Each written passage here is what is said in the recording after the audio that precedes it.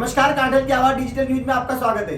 प्रतापगढ़ में भाजपा द्वारा आयोजित विशाल जन आक्रोश महाघेराव को लेकर केंद्रीय जल शक्ति मंत्री गजेंद्र सिंह शेखावत भी पहुंचे हैं। यहाँ पर इन्होंने आम सभा को संबोधित किया है। वहीं यहाँ पर इन्होंने मुख्यमंत्री अशोक गहलोत पर भी कई तरह के आरोप लगाए हैं। वहीं इन्होंने यहाँ पर राज्य की कांग्रेस सरकार पर कई तंज कसे हैं। पत्रकारों से सवालों की बातचीत में इन्होंने कहा है कि मुख्यमंत्री अशोक गहलोत की सभी योजनाएं लगभग केंद्र की मोदी सरकार की दी हुई योजनाएं एवं यहाँ पर आपस की गुटबाजी में ही 4 साल निकल चुके हैं। वहीं इन्होंने पत्रकारों के सवाल के जवाब में कहा कि मुख्यमंत्री लगातार मेरे ऊपर आरोप लगाते रहते हैं और यहाँ पर ये उनकी बेटे की हार का बदला है जो आरोपों द्वारा लगाते रहते हैं। वहीं यहाँ पर इन्होंने क्या कुछ कहा है, देखते हैं आगे वीडियो में।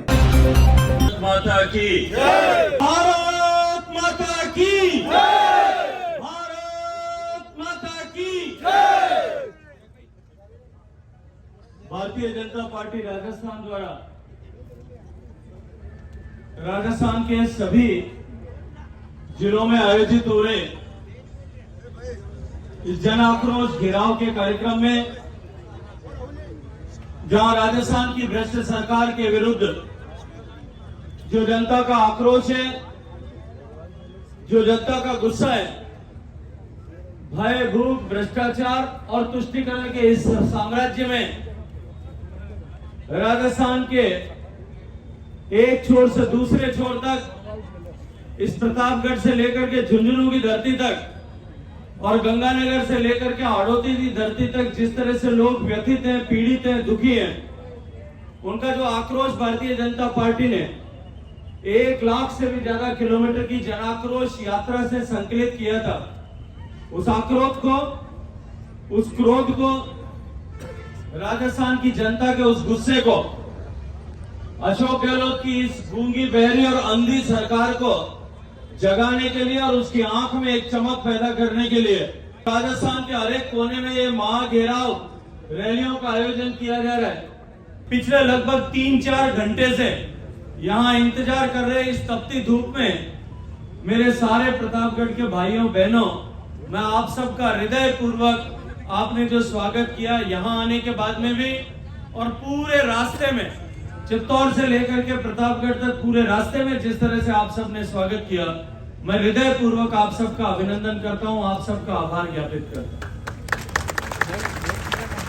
मित्रों, औपचारिक स्वागत का कार्यक्रम जो आपने मंच पर रखा था, कल भारत की राजनीति में एक बहुत बड़ा कद रखने वाले, पंजाब के 5 बार मुख्यमंत्री रहे, भारतीय जनता पार्टी का जिस अकाली दल के साथ में 4 दशक का नाता था, उसके संस्थापक अध्यक्ष आदरणीय सरदार प्रकाश सिंह बादल साहब देवलोक गमन हो गए।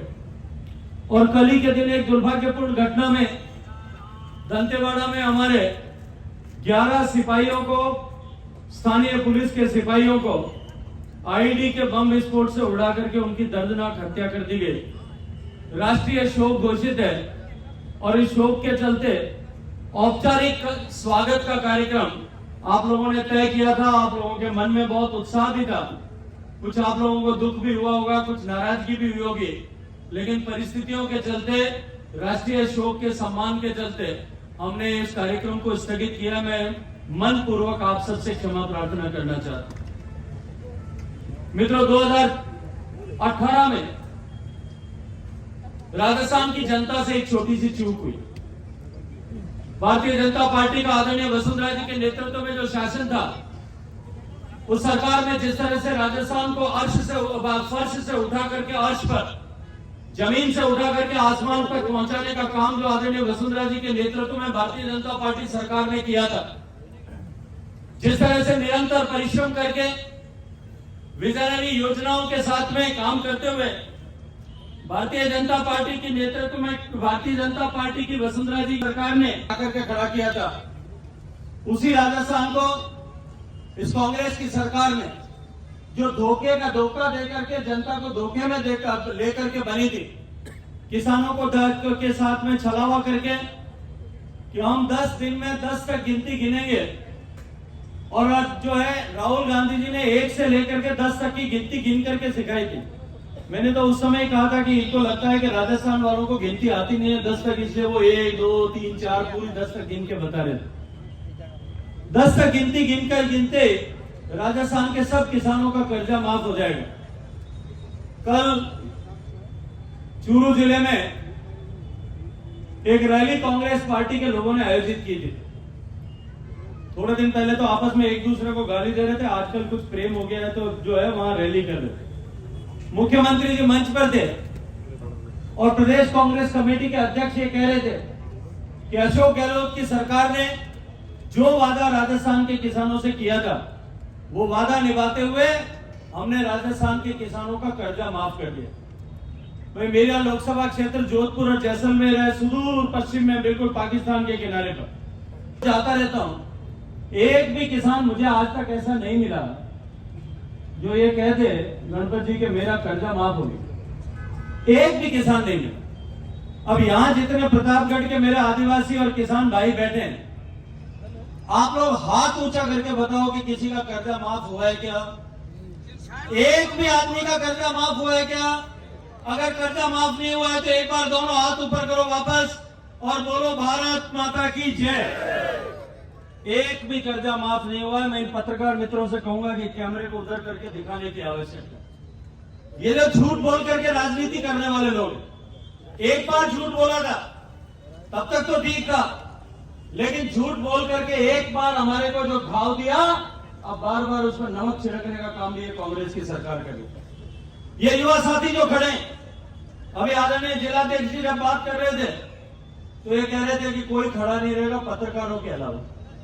मैंने धीरे से इनको बुला करके कान में कहा अब तो बैठने का टाइम नहीं है, अब तो सिर्फ खड़े ही रहने का टाइम है। 6 महीने में अशोक गहलोत की सरकार को गिरा करके कांग्रेस का समूल नाश करके उसके बाद में बैठेंगे भारतीय जनता पार्टी के कार्यकर्ता। इन युवाओं के साथ जिस तरह का धोखा किया है, युवाओं को यह आश्वासन दिया गया था कि हम बेरोजगारी भत्ता देंगे और भत्ता या तो रोजगार देंगे और नहीं तो 3,500 करोड़ रुपए बेरोजगारी भत्ता देंगे। भाई इतने सारे प्रतापगढ़ के युवा खड़े हैं। मैं जब ये घोषणा हुई थी, घोषणा के बाद में विधानसभा के चुनाव चल रहे थे, मैं चुनाव के समय में जोधपुर गया था। मेरे घर के पास में बिल्कुल किनारे पर, रोड के किनारे पर एक बैंक है। बैंक के बाहर 8-10 युवक खड़े थे, अपने कार्यकर्ता भी थे 3-4। युवा साथियों को मैंने गाड़ी रोक करके पूछा भाई आज बैंक में क्या घेराव करने के लिए आए हो? उन्होंने कहा भाई साहब हम अपना खाता खुलवाने के लिए आए। मैंने कहा भैया खाते का क्या करोगे? घर में माता जी का खाता, पिताजी का खाता तो मोदी जी ने जनधन अकाउंट में खुलवा दिया। तो कह रहे भाई साहब कांग्रेस का राज आने वाला है, ऐसा लग रहा है। इन्होंने घोषणा की है कि जिनका बैंक का खाता होगा ऐसे बेरोजगार युवा को हम 3,500 रुपए देंगे। थोड़े दिन बीत गए, विधानसभा के चुनाव में कांग्रेस की सरकार बन गई, लोकसभा का चुनाव हो गया। चुनाव के 3-4 महीने बाद में एक दिन मैं फिर जोधपुर गया। उन 10-12 लड़कों में से, उन युवा साथियों में से 5-6 मेरे को बैंक के सामने खड़े हुए फिर मिल गए। मैंने को लगा कि शायद इनका पैसा आना शुरू हो गया होगा।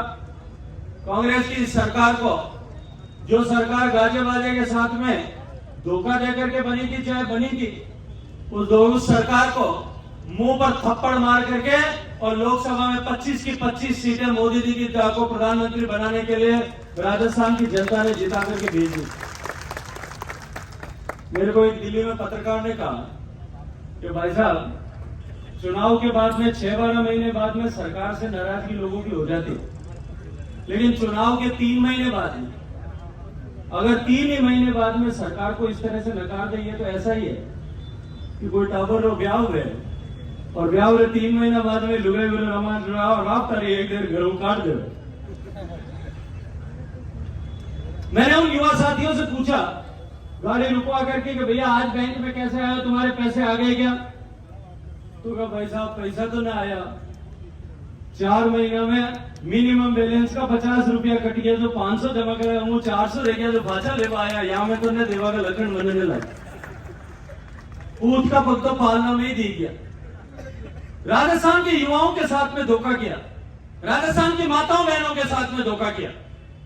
माताओं बहनों को जन घोषणा पत्र में कांग्रेस पार्टी ने कहा था कि हम आपको सुरक्षा और सलामती देंगे, आपके शील की रक्षा करने के लिए काम करेंगे, लेकिन राजस्थान को रेप कैपिटल बनाने का, बलात्कार की राजधानी बनाने का काम अगर किसी ने किया तो अशोक गहलोत सरकार ने किया। आज देश में सबसे ज्यादा महिलाओं के प्रति उत्पीड़न और अत्याचार के मुकदमे यदि कहीं दर्ज होते हैं वो राजस्थान में दर्ज होते हैं। अब और बालिकाओं के साथ में दुराचार के मुकदमे यदि कहीं दर्ज होते हैं वो राजस्थान में दर्ज होते हैं। कल ईद के दिन सांचौर में 2 16 और 17 साल की जो है दलित परिवार की बच्चियों के साथ में बलात्कार करके गला घोट करके उनको नहर में फेंक दिया गया। आज के अखबार में सुर्खियों के साथ छपा है। अभी 10 दिन पहले बाड़मेर में एक दलित परिवार की महिला के साथ में दिन दहाड़े दुराचार किया और दिन दहाड़े दुराचार करने के बाद में, क्योंकि वह एक मजहब विशेष का था दुराचारी और हनुमान जयंती का दिन था, उस महिला के ऊपर दुराचार ही नहीं किया। जब महिला ने शोर मचाया, आज पड़ोस से जो लोग इकट्ठे हो गए, उस महिला के ऊपर तेजाब डाल करके उसमें आग लगा करके उसको जलाने की कोशिश की। महिला को हॉस्पिटल नहीं ले गए। हॉस्पिटल ले जाने के बजाय, उसको बड़े हॉस्पिटल में भेजने के बजाय एक ऐसे छोटे से अस्पताल में जहां जले हुए का इलाज करने वाला डॉक्टर भी नहीं था, वहां बंद करके रख दिया कि कहीं सांप्रदायिक हिंसा नहीं भड़क जाए। यह तुष्टीकरण करने वाली सरकार है। महिलाओं के साथ इज्जत के साथ खिलवाड़ करके इन्होंने राजस्थान की महिलाओं के साथ में धोखा किया था। यह सरकार संस्कृति की विरोधी सरकार है। यह सरकार धर्म की विरोधी सरकार। एक तरफ माननीय मोदी जी की सरकार है जो भारतीय जनता पार्टी ने वादा किया था कि सौगंध खाई थी स्थापना के समय से कि हम सौगंध राम की खाते हैं, मंदिर वहीं बनाएंगे। उस मंदिर को बनाने के लिए, जिसके लिए 500 साल तक इस मेवाड़ के शासकों ने संघर्ष किया, जिस मंदिर को बनाने के लिए लाखों लोगों ने मतदान जो है बलिदान किया, उस मंदिर को बनाने का सौगंध उठा करके बनी हुई भारतीय जनता पार्टी मंदिर बना रही। और दूसरी तरफ, एक तरफ अयोध्या में मंदिर बनता है और दूसरी तरफ सालासर में ये राम दरबार को क्रेन लगा करके गिराने का काम करते। हम एक तरफ काशी में विश्वनाथ का मंदिर को पुनरुद्धार करते हैं, भारतीय जनता पार्टी का उज्जैन में महाकाल का कॉरिडोर बनाती है, केदारनाथ के मंदिर का पुनरुद्धार होता है, गंगा जी की स्वच्छता के लिए काम होता है, और दूसरी तरफ इस कांग्रेस सरकार के आदेश पर शिवलिंग को जो है ड्रिल मशीन लेकर के तोड़ा जाता। आप सबने वीडियो देखा होगा। यह धर्म विरोधी सरकार, यह तुष्टीकरण करने वाली सरकार है। जिस तरह की घटनाएं राजस्थान में हुई है, यह राजस्थान जो शांति का प्रदेश था, राजस्थान जो सौहार्द का प्रदेश था, राजस्थान जो खुशहाली का प्रदेश था, उस राजस्थान में दंगे भड़काने का पाप जिस अशोक गहलोत सरकार ने किया है, और दंगे भड़काए नहीं, रामनवमी के जुलूस की परमिशन देते हैं, परमिशन के बाद में उसके ऊपर पथराव होता है, पेट्रोल बम फेंके जाते हैं, गाड़ियों में आग लगाई जाती है, गाड़ियां तोड़ी जाती है, मोटरसाइकिलें जला दी जाती है, लोगों की दुकानें लूट ली जाती है, जला दी जाती है, और उसके बाद में मुकदमे किसके ऊपर दर्ज होते हैं? जो पीड़ित हैं उनके ऊपर दर्ज होते हैं। जिनकी दुकानें तोड़ी गई उनके मुकदमे दर्ज होते हैं, जिनके घरों में जलाग लगाई गई उनके ऊपर मुकदमे दर्ज होते हैं।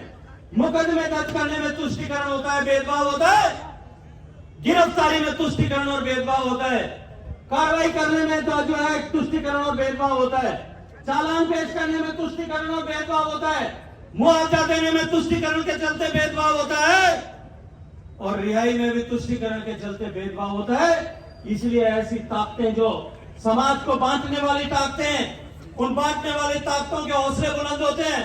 करौली में दोबारा दंगा होता है, जोधपुर में ईद के दिन दंगा होता है, जयपुर में दंगा होता है, और उसके बाद में कन्हैयालाल टेलर की गला रेत करके हत्या करके सिर तन से दूसरा जुदा कर दिया जाता है, क्योंकि ये सरकार तुष्टीकरण के चलते किसी एक मजहब को आगे बढ़ा करके उन आतताइयों को संरक्षण देने का काम करने वाली सरकार। मैं आज आपसे एक बात पूछना चाहता हूं, मैं बहुत लंबी बात नहीं करना चाहता, आप बहुत देर से इंतजार कर रहे हैं, हमारे प्रदेश अध्यक्ष जी आपसे चर्चा करें। मैं आज आपसे एक बात पूछना चाहता हूं, ये धोखेबाज सरकार बदलना चाहते हो कि नहीं चाहते हो? अगर धोखेबाज सरकार बदलना चाहते हो, जोर से बोलो बदलना चाहते हैं।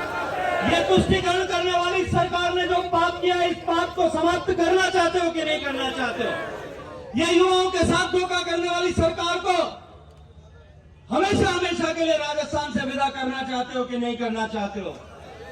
ये जो सरकार जिस सरकार ने महिलाओं की इज्जत के साथ में खिलवाड़ किया है, ऐसे माफियाओं को पनपाया है, उस सरकार को बदलना चाहते हो कि नहीं बदलना चाहते हो? अगर बदलना चाहते हो मित्रों, तो आज से एक संकल्प लेकर के जाना पड़ेगा। में जब जाएंगे, हर फड़े में जब जाएंगे, हर छोटे छोटे जो है कस्बे में जब जाएंगे, दिन रात एक ही बात करेंगे कि अब की बार इस भ्रष्टाचारी सरकार को उखाड़ करके फेंकना।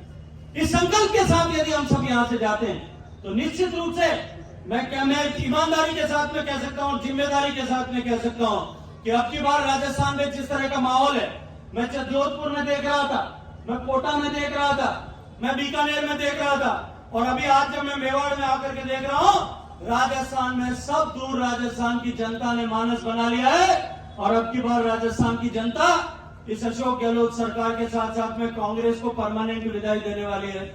मैं आपसे अंत में पूछना चाहता हूं कि इस पेपर लीक की सरकार को बदलना चाहते हो कि नहीं बदलना चाहते हो? जोर से बोलो, बदलना चाहते हो कि नहीं बदलना चाहते हो? दोनों हाथ ऊपर से उठा करके बोलो, बदलना चाहते हो कि नहीं बदलना चाहते हो? ये सरकार जिसने भ्रष्टाचार किया, इसको बदलना चाहते हो कि नहीं बदलना चाहते हो? ये सरकार जिसने महिलाओं पर अत्याचार किया, इसको बदलना चाहते हो कि नहीं चाहते हो? ये सरकार जिसने कन्हैयालाल की हत्या करने की जिम्मेदारी जिस सरकार की है, उसको बदलना चाहते हो कि नहीं बदलना चाहते हो?